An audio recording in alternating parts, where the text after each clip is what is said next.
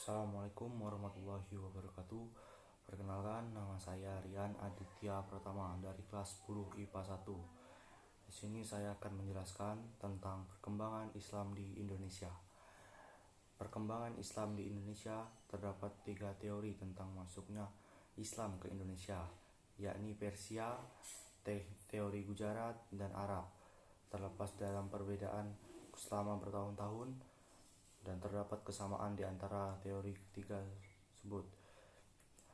Kerajaan Islam atau Kesultanan dengan gaya Islam meliputi Samudra Pasai sebagai kerajaan dengan gaya Islam pertama di kepulauan ini, Kesultanan Cirebon, Kerajaan Demak, dan lain sebagainya.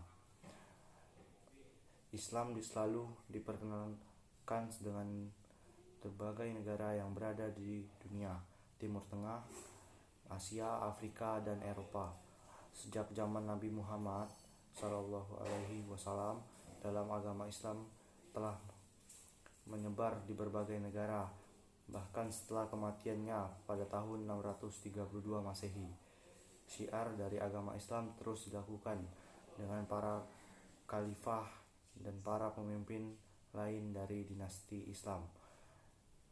Islam pertama kali diperkenalkan di wilayah Indonesia ketika dinasti Umayyah telah mendirikan basis, yakni dengan perdagangan di pantai barat Sumatera, wilayah Indonesia, yang begitu dikenal karena rempah-rempahnya dikunjungi oleh pedagang dari seluruh dunia. Pedagang Muslim juga datang ke Indonesia untuk berdagang, dan itu selama berabad-abad. Berikut ini adalah penjelasan lain tentang sejarah masuknya dan pembangunan di Indonesia. Di antara lain adalah yang pertama, teori Arab. Teori ini telah didukung dengan para sejarawan Muslim, yakni Profesor Hamka, yang mengatakan bahwa agama Islam datang ke wilayah Indonesia pada abad pertama Hijriyah, yakni datang langsung dari Saudi sekitar abad ke-7 hingga 8 Masehi. Teori ini telah didukung dengan keberadaan jalur pelayaran yang sibuk dan internasional jauh sebelum abad ke-13 Masehi melalui Selat Malaka. Yang kedua, ada teori Gujarat.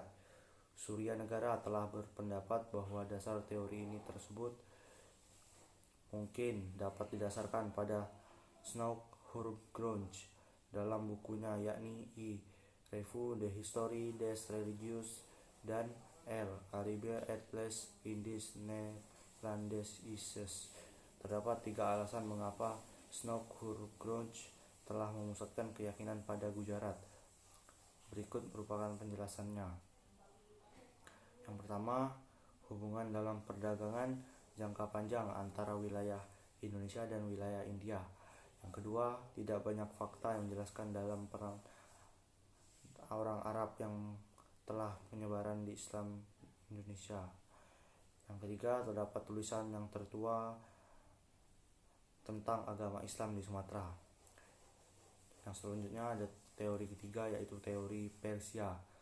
Surya Negara telah mengatakan bahwa pelopor teori Persia di Indonesia ialah P.A. Hussein Jaiminingrat.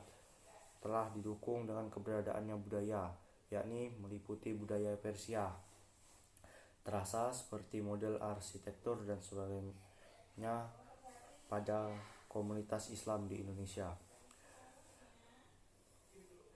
Perkembangan Islam di Indonesia.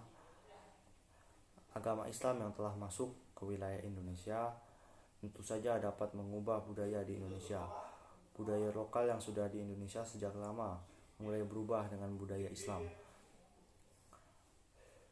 Pada saat itu, ajaran dalam agama Islam di wilayah Indonesia mudah diterima karena disebabkan dengan adanya beberapa faktor. Di antaranya adalah ajaran dalam agama Islam begitu sederhana, yakni mudah untuk dimengerti dan mudah untuk diterima. Yang kedua, untuk memeluk agama Islam tidaklah sulit karena hanya mengucapkan 2 kalimat pengakuan iman, yaitu aku bersaksi bahwa tiada Tuhan selain Allah, dan aku bersaksi bahwa Muhammad adalah utusan Allah. Selanjutnya, upacara dalam keagamaan Islam begitu sederhana dan tidak sulit. Sekian yang dapat saya sampaikan tentang perkembangan Islam di Indonesia. Lebih kurangnya mohon dimaafkan karena kesempurnaan hanyalah milik Allah Subhanahu wa taala. Assalamualaikum warahmatullahi wabarakatuh.